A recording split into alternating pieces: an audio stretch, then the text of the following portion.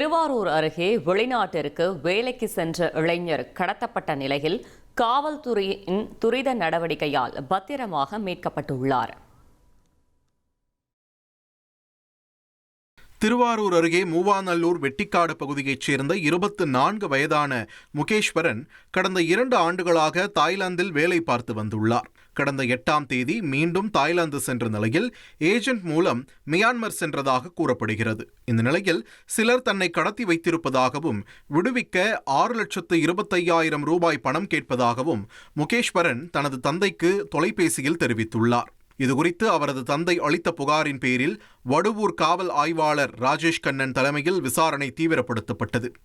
திருச்சியில் வசித்து வந்த ராஜஸ்தான் மாநிலத்தைச் சேர்ந்த மாவாராம் என்பவர் கைது செய்யப்பட்டு விசாரிக்கப்பட்டதில் கடத்தல் சம்பவத்தில் அவருக்கு தொடர்பு இருப்பது தெரிய வந்ததாக காவல்துறையினர் தெரிவித்தனர்.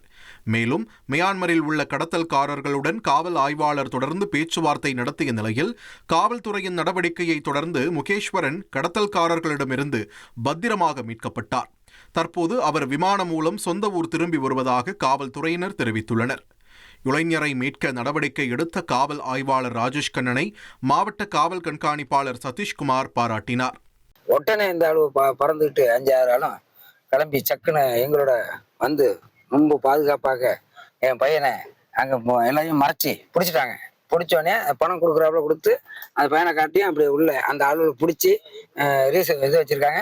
என் பையனும் வந்து திரும்பி வந்துட்டான். ரொம்ப நெகோசியேட் பண்ணி அந்த பையன் வந்து சேஃபா அவங்க கஸ்டடியிலேருந்து விடுவிச்சு தாய்லாந்து பார்டர்ல வந்து ரிலீஸ் பண்ணிட்டாங்க. ரிலீஸ் பண்ணி அவர் வந்து 6 hours வந்து பஸ் டிராவல் பண்ணி பேங்காக் ஏர்போர்ட் ரீச் ஆகி இப்போ வந்து இந்தியாவுக்கு அங்கிருந்து டிராவல் பண்ணி சேஃபான ஈவினிங் வந்து இந்தியா வந்து ரீச் ஆயிடுவார். இனி செல்லும் இடமெல்லாம் செய்தி. தந்தி டிவியின் வாட்ஸ்அப் சேனலை ஃபாலோ பண்ணினா செல்லருக்கும் இடமெல்லாம் செய்தி. இதோ QR கோட் இப்பவே ஸ்கேன் பண்ணுங்க, ஃபாலோ பண்ணுங்க.